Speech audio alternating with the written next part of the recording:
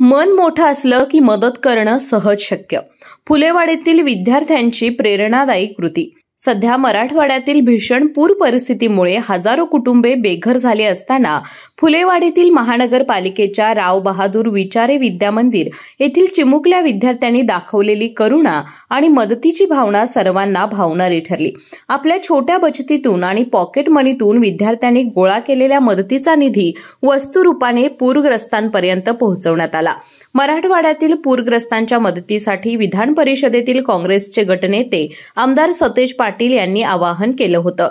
त्यांच्या या आवाहनाला मोठ्या प्रमाणात प्रतिसाद मिळाला. आज आमदार सतेज पाटील यांच्याकडे या शालेय विद्यार्थ्यांनी साहित्य सुपूर्द केलं.